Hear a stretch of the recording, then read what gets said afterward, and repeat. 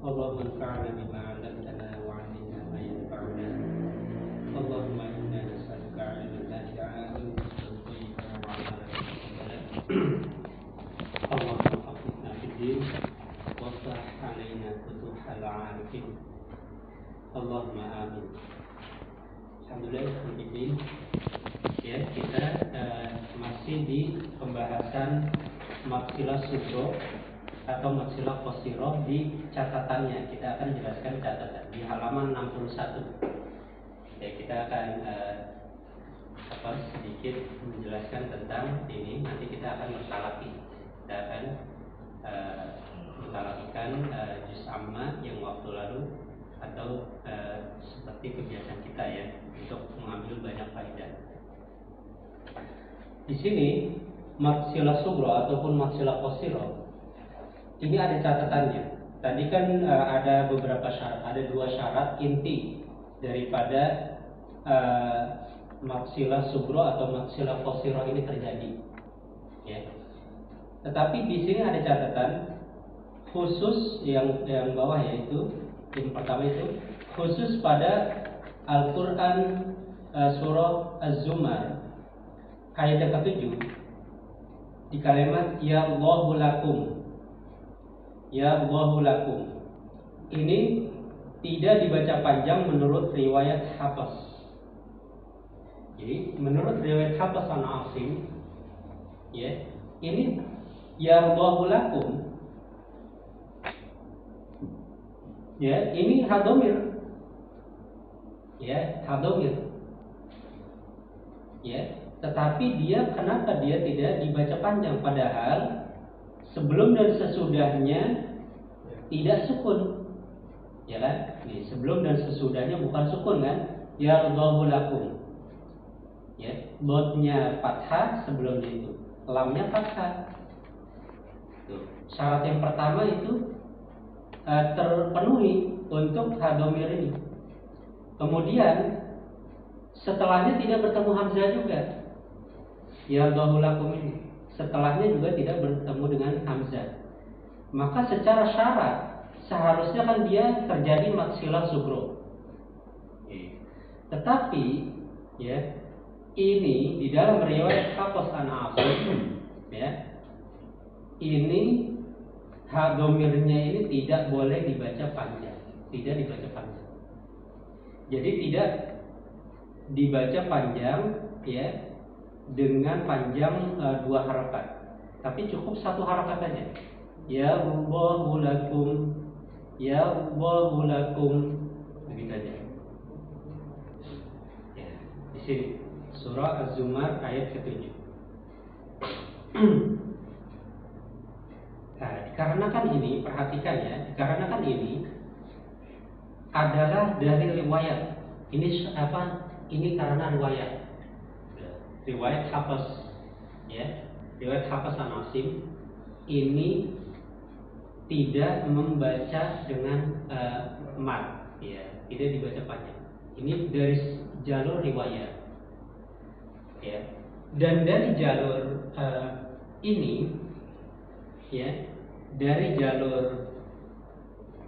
sisi bahasa Arab, coba, ya, dari sisi bahasa Arab, ya, di sini kita tidak memberi catatan ya, tidak memberi catatan, tapi hanya dari sudut pandang bahasa, dari sudut pandang bahasa. Coba kita lihat di surah Az-Zumar ini ayat ke-7 ini.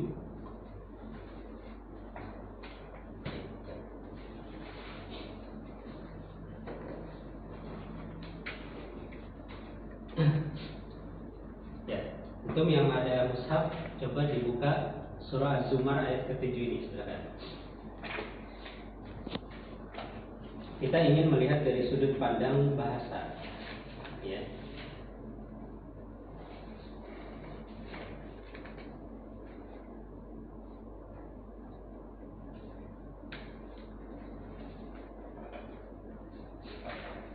Ya, sudah dapat? Ya, agar kita bisa mengambil faedah dari surah ini. Ya. Di halaman ini Pak, halaman 459. 459.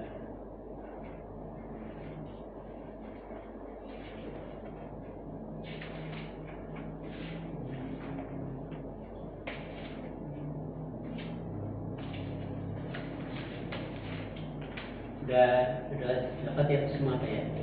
Coba di halaman 459. Ya, di tengah itu Pak ya. Iya. Ya. Nah, perhatikan di situ. Kita langsung fokus saja ke ayatnya itu, ke yang pembahasan ini. Ya, wa in tashkuru yallahu lakum. Ya, perhatikan di sini. Ya. Nah, ini kita sambil menyimak penjelasan dari sudut pandang bahasa. Oh ya. Wa in tashkuru yallahu lakum. Jadi kita ambil faedah dari sudut pandang bahasa.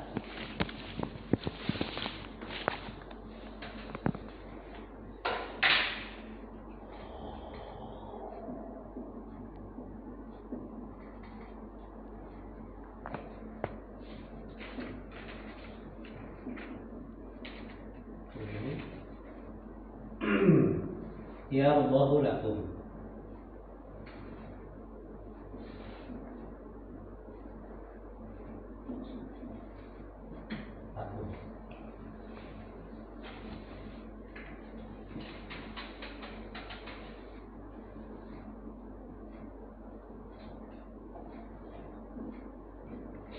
Nah, kita akan lihat di sini.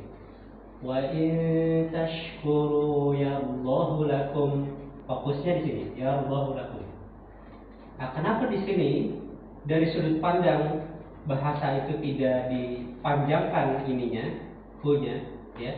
Karena apa? Ya, ini dari sudut pandang bahasa, ini kan ada in, ya. Ini namanya in syartiyah di dalam bahasa Arab.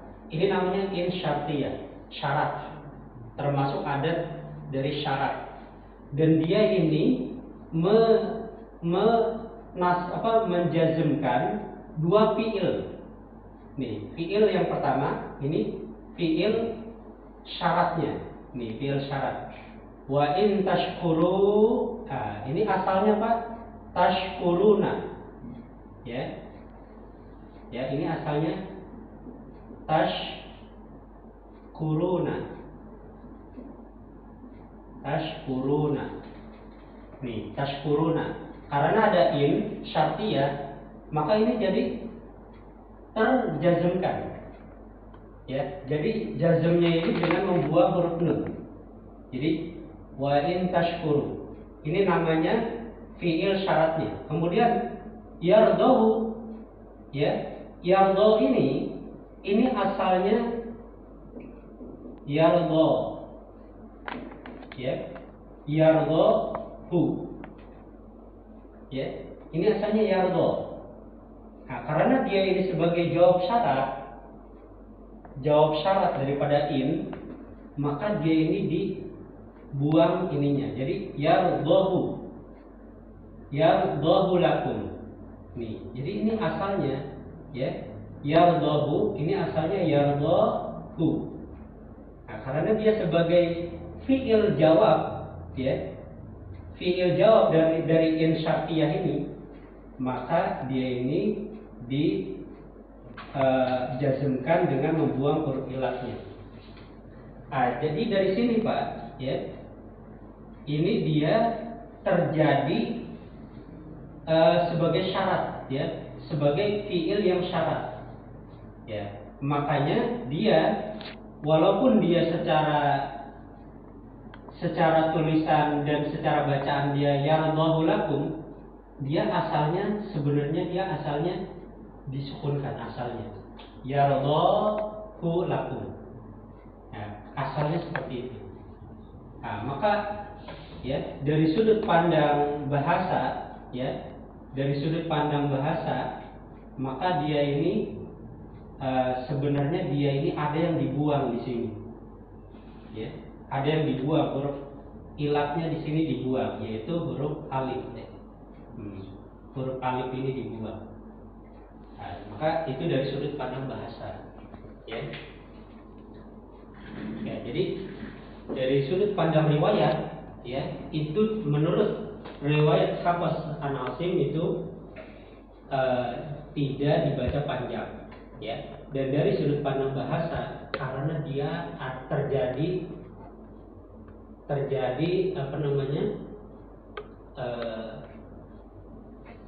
jawab syarat yang dia dibuang secara bahasa, ya. Jadi asalnya yardha itu ada yang dibuang. Ada sukun di situ kan, Iya. Ada sukun di atas.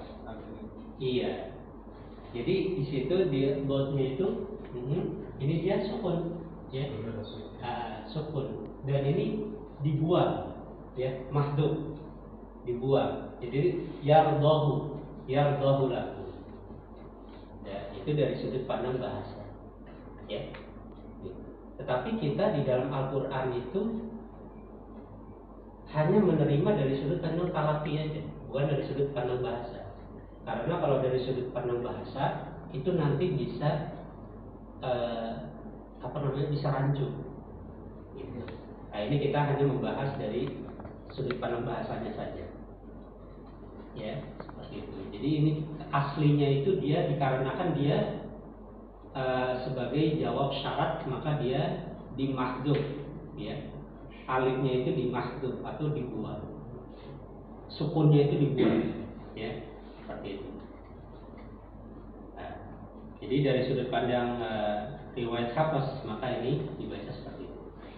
Kemudian yang kedua nih, yang merupakan pengecualian juga pada Quran surah Al-Furqan ayat 69.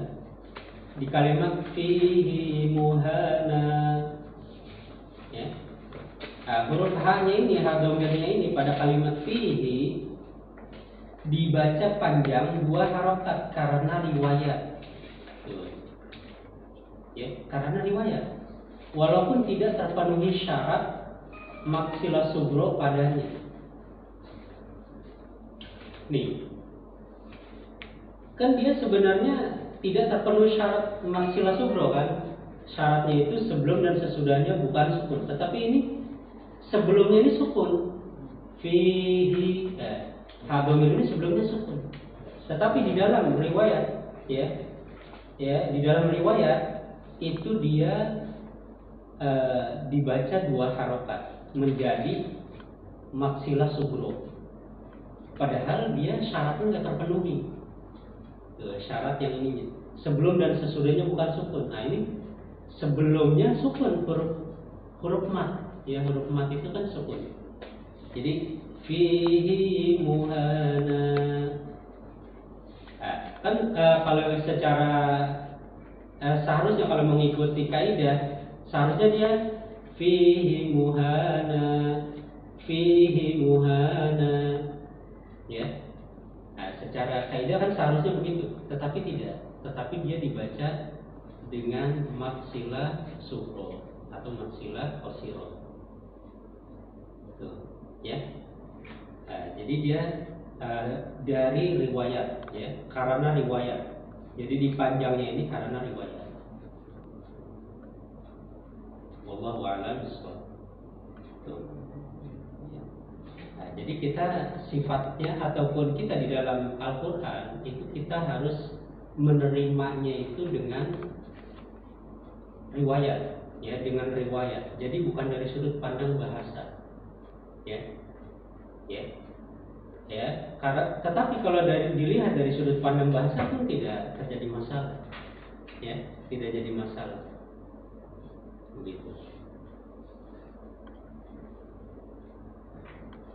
Wallahu a'lam bishawab. Ya, seperti itu. Ya, mungkin ada yang lebih ditanyakan dari catatan ini. Yang tadi Al-Quran ayat berapa Ustaz? Di sini enggak ada 69. 69. Catatan ini buku lama kan itu tergantung. Oh, yang itu yang buku lama. Ya, Al-Furqan 69. Dibaca panjang.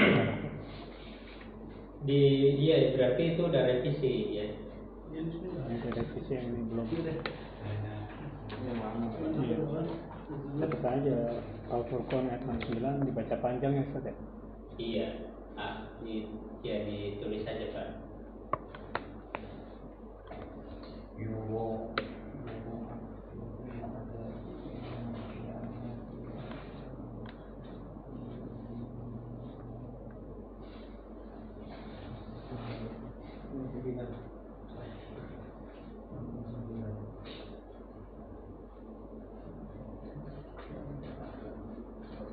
Di halaman 366.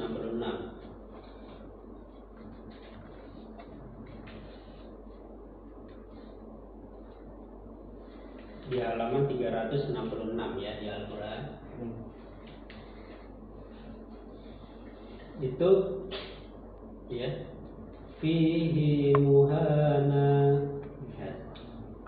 Ya, jadi kalau di mushaf internasional dia ada huruf ya kecil, tapi kalau di mushaf lokal berdiri, ya, garis berdiri saja seperti itu, ya. Seperti itu kan, ya. Jadi kalau di mushaf lokal begitu. Kalau dari sudut pandang kaidah sebenarnya dia nggak masuk, ya. Ya, dari sudut pandang kaidah sebenarnya dia tidak masuk. Contoh saja misal karena sukun. Ya karena sukun. Karena didahului dengan sukun, gitu.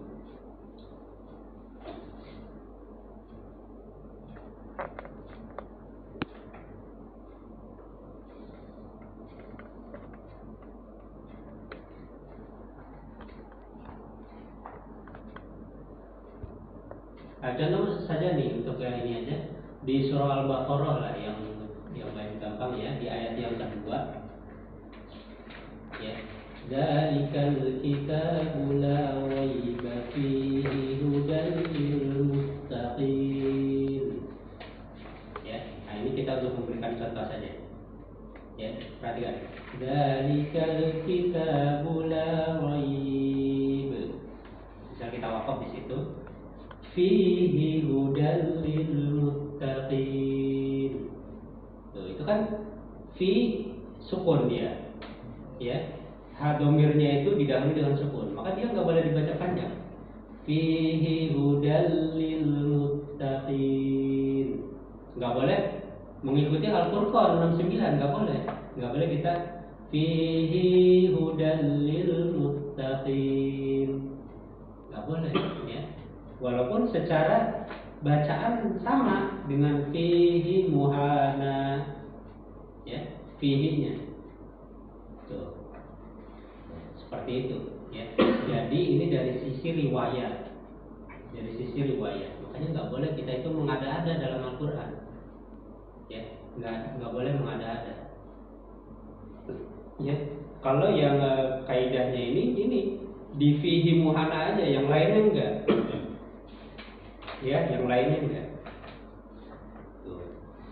Dan kita harus pahami ini adalah riwayat Hafs an Asim. Riwayat Hafs an Asim. Jadi nanti antum kalau antum simak murotal gitu, kok kaidahnya ini domir didahului sukun kok dibaca panjang gitu, atau setelahnya itu sukun kok dibaca panjang. Ya itu ada riwayat-riwayat yang lain. Itu riwayat yang lain. Jadi antum jangan terkecoh gitu. Jadi nanti antum kalau antum dapati itu, kok ini begini bacanya dibaca panjang, berarti riwayat yang lain, bukan riwayat Hafs an Asim. Tuh ya. Bisa dipahami. Mungkin ada yang ingin ditanyakan lagi, silakan. Tentang ini.